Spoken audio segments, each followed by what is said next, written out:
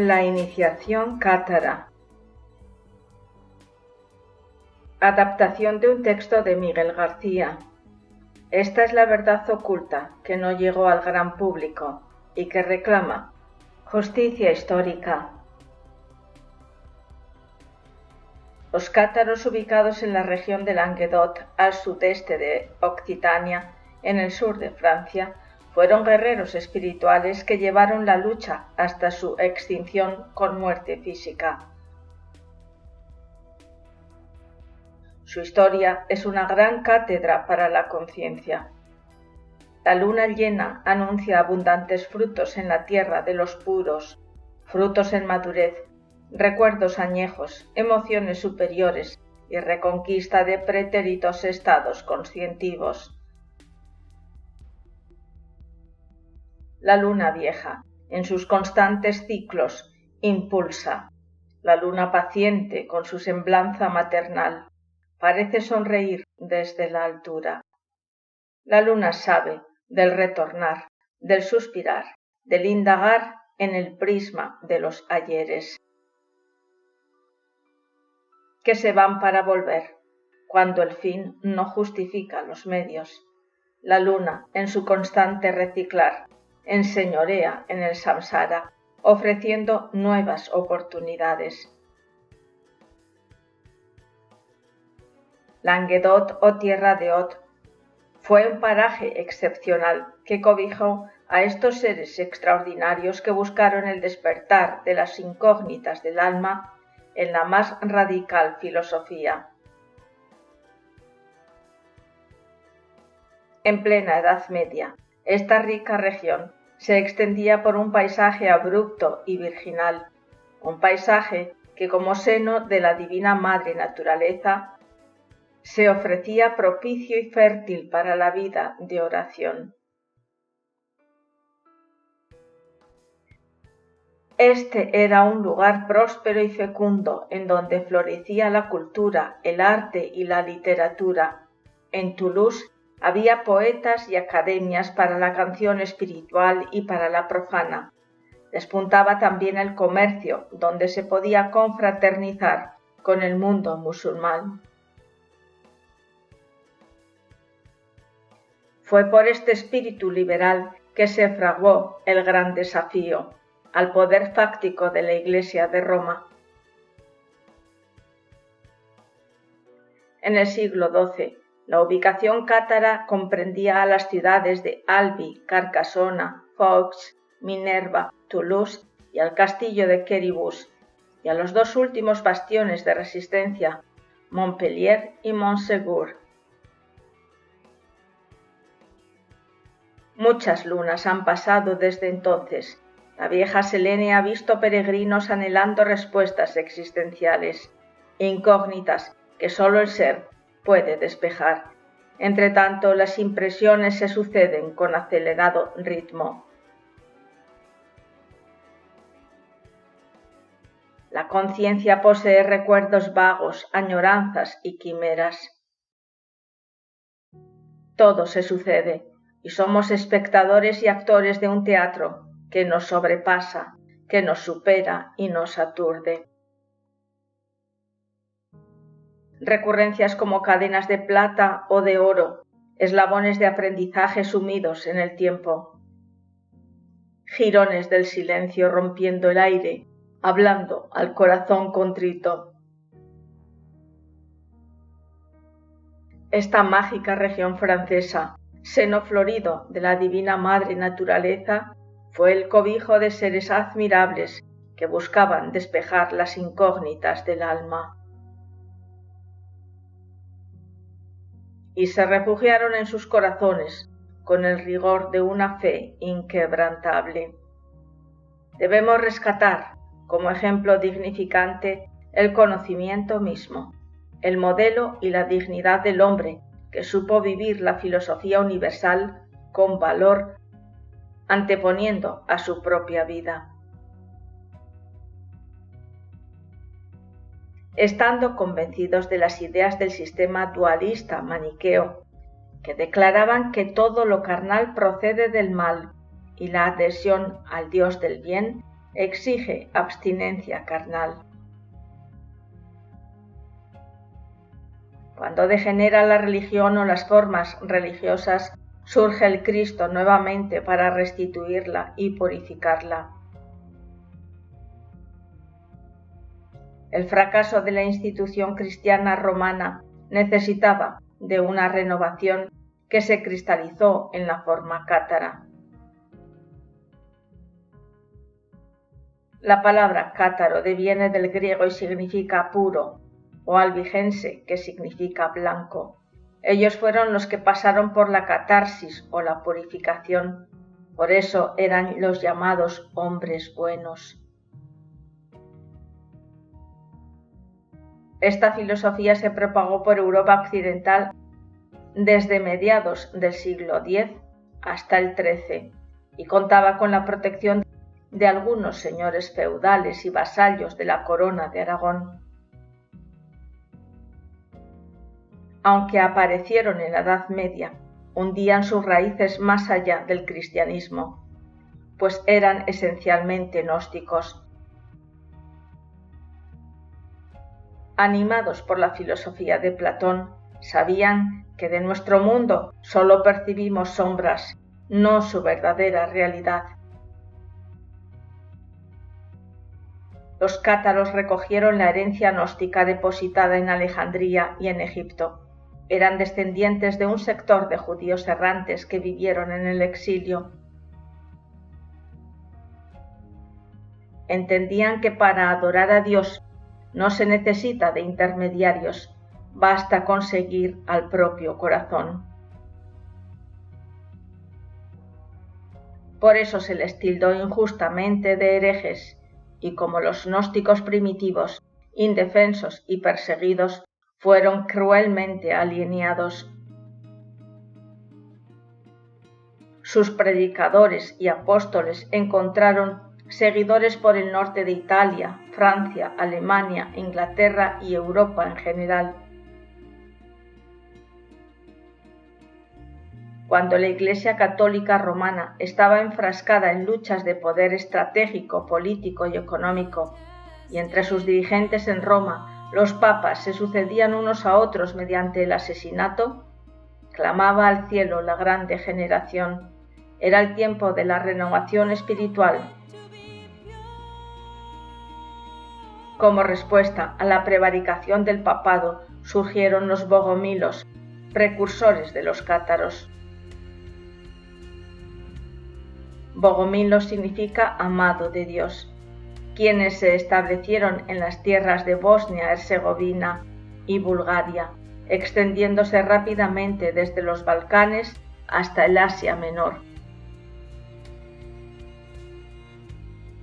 Bogomilo era un patriarca llamado Miquetas, un sacerdote búlgaro macedonio que aunó las ideas y las creencias gnósticas que se extendían entonces por Tracia.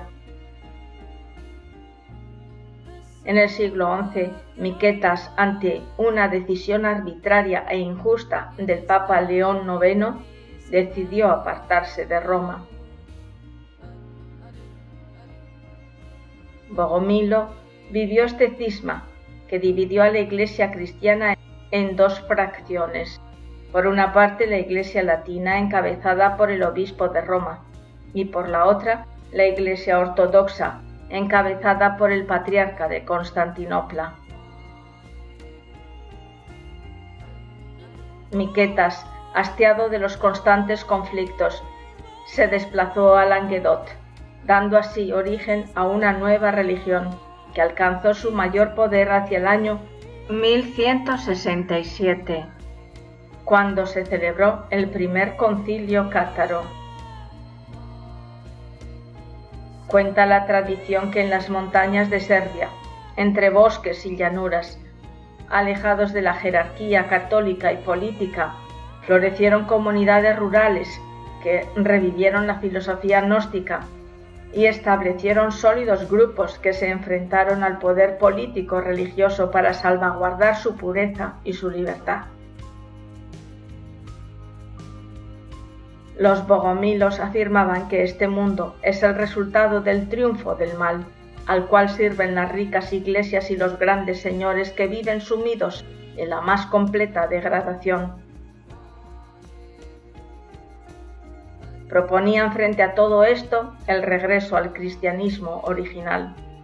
Por aquella época, la develación del arcano estaba prohibida por la logia blanca. En vez de abstención carnal, se debe entender como castidad científica, por la correcta sublimación de las energías, transmutación en vez de procreación. Los matrimonios debían ser por amor, no convenidos.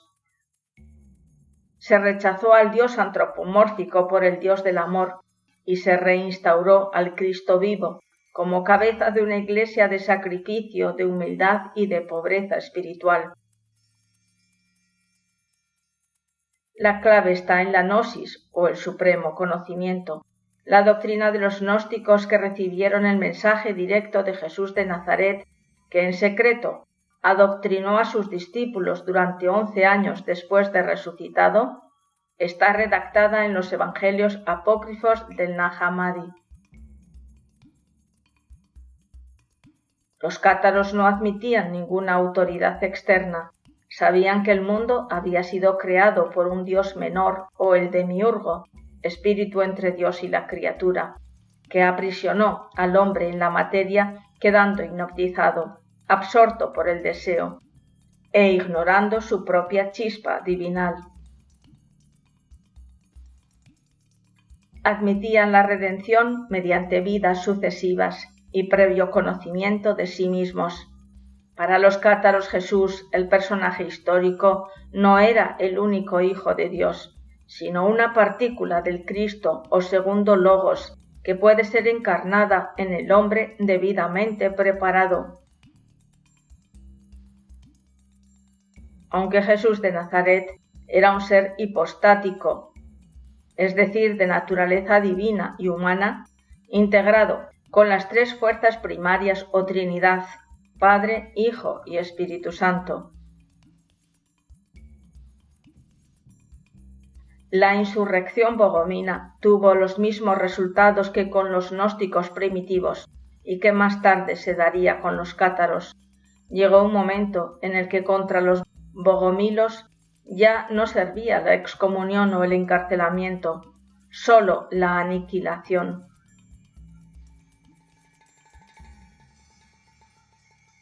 La Iglesia romana creó un dogma inquebrantable, con su confesión de fe, convirtiéndose en una organización perfecta.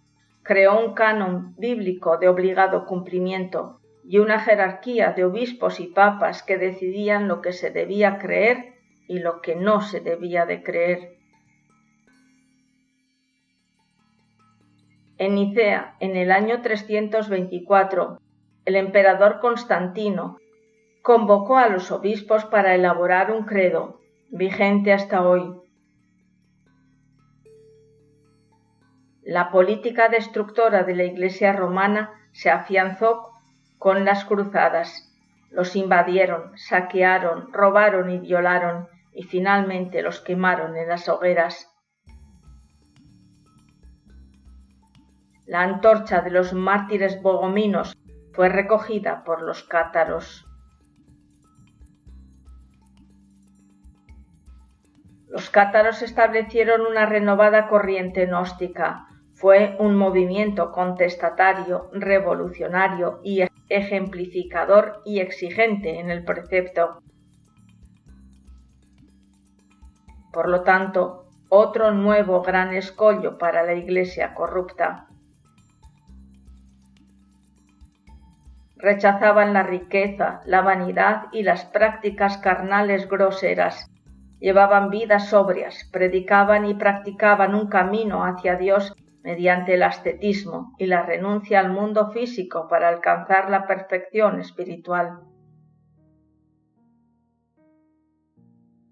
Abolieron la ley santa creada por la supremacía masculina y el poder patriarcal del siglo XII en toda Europa, que impedía a las mujeres heredar o reinar. Los cátaros dieron trato igualitario a la mujer, aceptando las diferencias en géneros y credos en una filosofía de hermandad. La mujer disfrutaba del mismo nivel ejecutivo y social que el hombre. Los perfectos y perfectas eran los encargados de predicar la doctrina cátara, así como de atender a los moribundos. Todos los trabajos eran equitativamente repartidos. Reivindicaban que si hay infierno, si hay karma y si hay diablo, y para librarse de ello requerían de la muerte psicológica de instante en instante, pues es mejor morir aquí y ahora que esperar a que lo haga la naturaleza. Ellos sabían que el cielo o el infierno se gana en la tierra. Al principio fueron recibidos en los pueblos y en las cortes como imagen de un mundo de pureza y de libertad de espíritu. Eran libres para promover su filosofía, dando un giro a la historia. El espíritu puro reapareció en Europa como mejor alternativa que las guerras. Los hombres buenos, los puros, los cátaros, eran hacedores de la palabra, no solo oidores. Entendían que Dios no se pudo encarnar en un solo hombre, entrando en contradicción con la Iglesia católica, pues el Cristo se mostraba accesible en el camino iniciático. Los adeptos se agrupaban en comunidades obteniendo el apoyo de los nobles, de la burguesía local y de la población. No les preocupaba el dinero, pero no carecían de nada. Por sus posesiones fueron envidiados y perseguidos por la Iglesia romana en las cruzadas. Ellos practicaban la aristocracia del espíritu. La Iglesia de Roma fue consciente del peligro nuevamente. El clero católico ofrecía una imagen de derroche, de vicio y de opulencia, en contraste con el mensaje de austeridad del cátaro. Los obispos romanos amenazaban al pueblo con condenas por faltas insignificantes, mientras que los perfectos cátaros mostraban una actitud más compasiva y benévola, una actitud de amor, de tolerancia y de libertad. Los perfectos cátaros actuaban humildemente. Sus obras hablaban por ellos. Rechazaban la pena de muerte y el respeto por la vida era total. Para evitar la violencia, los revestidos cátaros jamás llevaban armas. Hacia el año 1150, los cátaros aparecieron por los caminos del Languedoc como unos extraños misioneros barbudos. Predicaban en las plazas, en los mercados, en las aldeas y en las ciudades, y tampoco evitaban las mansiones de los nobles o de los ricos mercaderes, cuando éstos les ofrecían la ocasión de adoctrinar a sus familias y a sus criados. Difundían un mensaje de amor y profesaban el cristianismo puro, pero rechazaban a la Iglesia romana. Practicaban una ascesis o tensión externa del ser con una gran disciplina mística en la práctica diaria. La muerte psicológica como primer factor era practicada con gran humildad.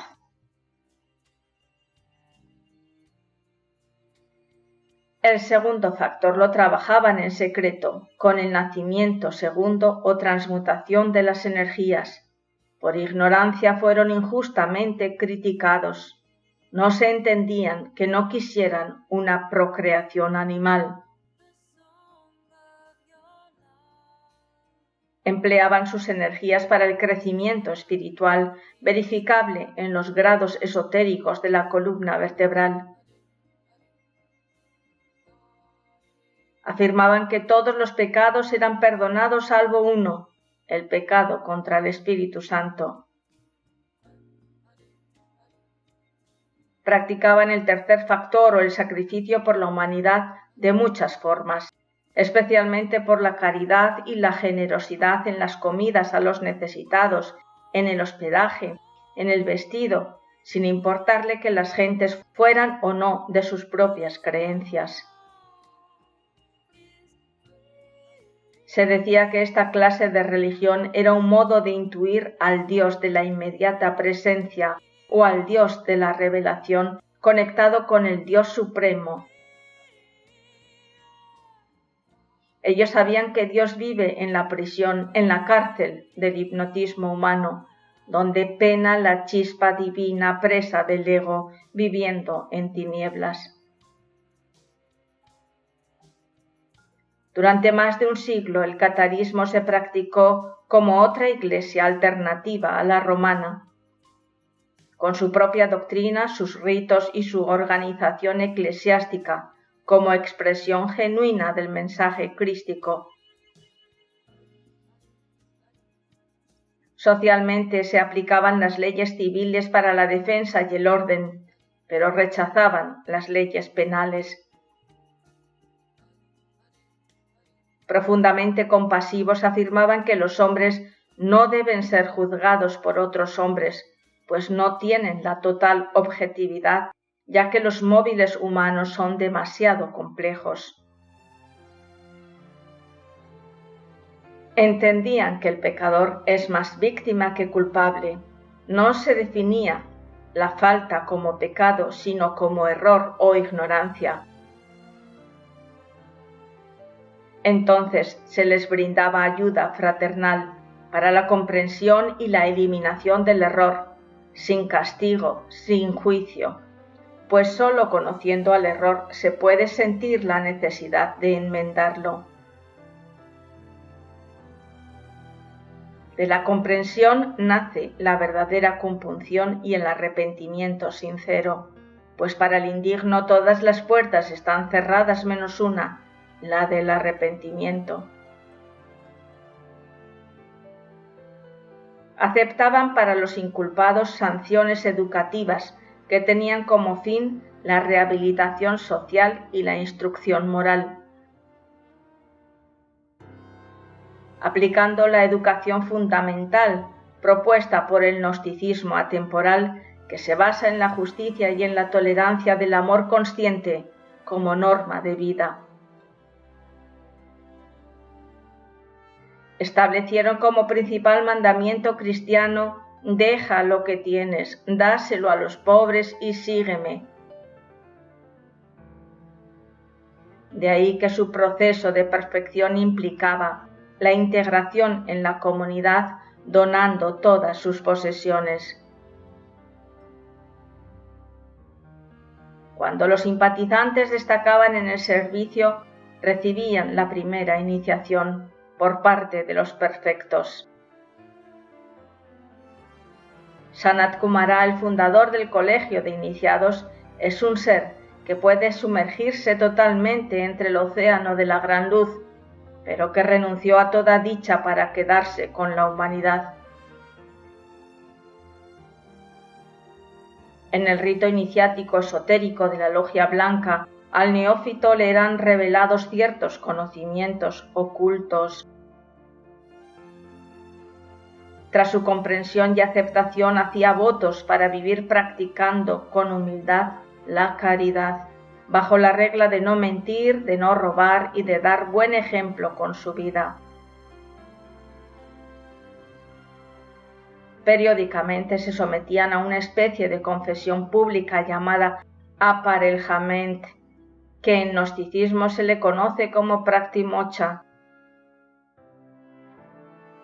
Aunque esta práctica fue abolida por el venerable maestro Samael Aun Weor, porque conceptuaba que no hay suficiente conciencia actualmente como para escuchar, comprender y callar los errores ajenos. Frente al afán regulador de la Iglesia romana se oponía la búsqueda espiritual en libertad. Frente a la imposición dogmática se imponía la experiencia directa y la difusión e interpretación libre del Evangelio.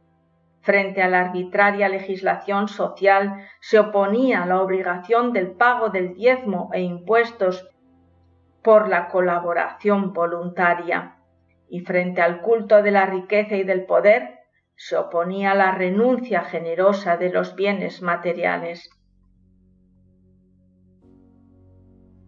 La actitud existencial más destacada de los cátaros era de una total ajeneidad al mundo, que revelaba cierta afinidad con los antiguos textos gnósticos que dicen: la posesión específica de la gnosis va siempre acompañada de cierta actitud de extranjería o de extrañeza ante el mundo mayábico o ilusorio. Para transitar por el camino ascético y alcanzar el reino espiritual, se deben conquistar dimensionalmente los 7 cielos.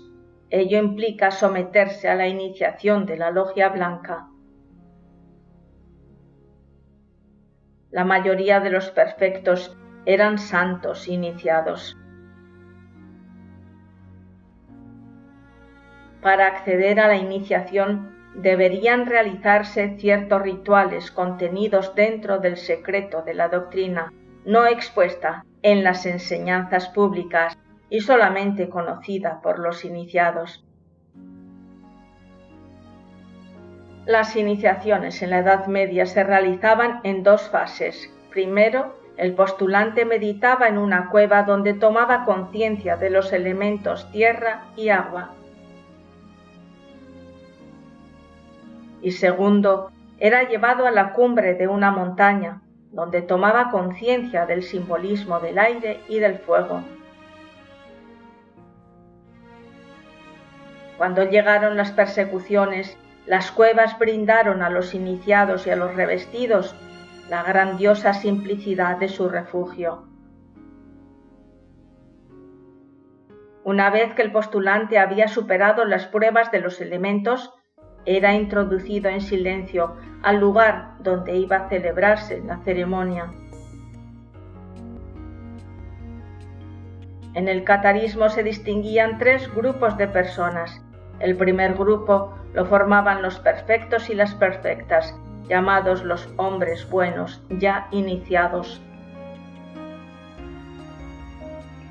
El segundo grupo estaba constituido por los creyentes, que debían profesar las virtudes mencionadas, así como practicar el ayuno, la abstinencia, apartarse del adulterio, del juramento y del homicidio, estando obligados una vez al mes a la confesión pública.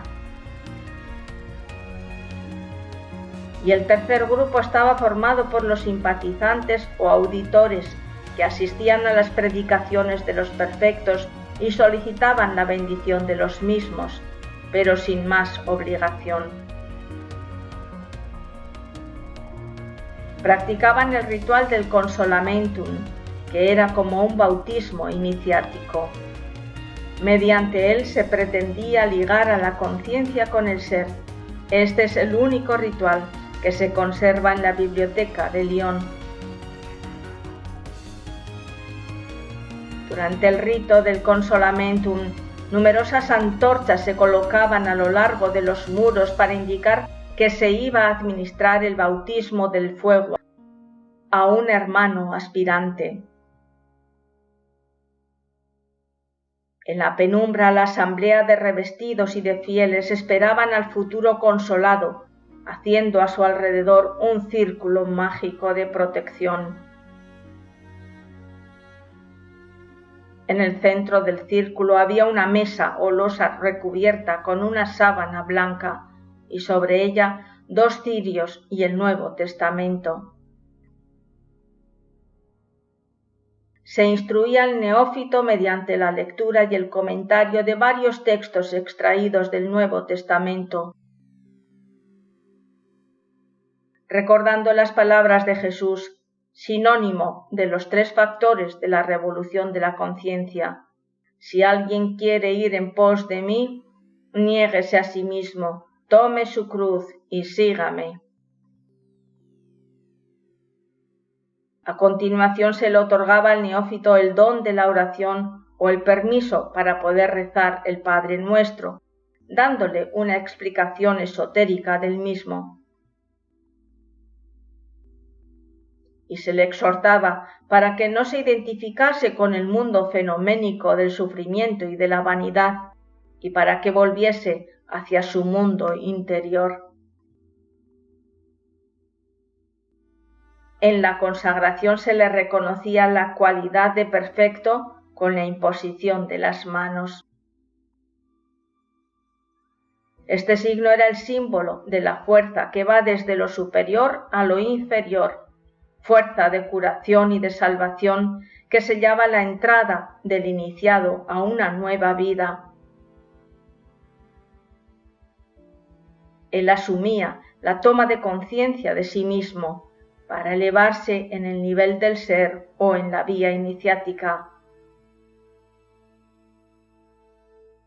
En principio se le asignaba una vestidura negra, más tarde una azul, y finalmente en los tiempos de persecución fue reemplazada por un simple cordón de lana o de hilo que llevaban debajo de la ropa, como símbolo del perdido cuerpo de luz que debía de ser restaurado en el curso de su vida humana. La ceremonia iniciática concluía con la recitación en común de la oración del Padre Nuestro y el intercambio del beso de la paz que se daba entre personas del mismo género.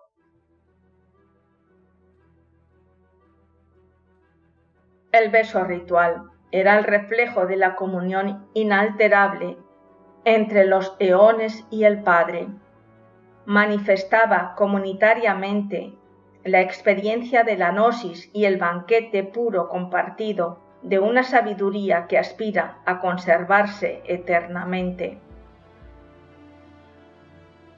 Las iniciaciones son despertares de la conciencia.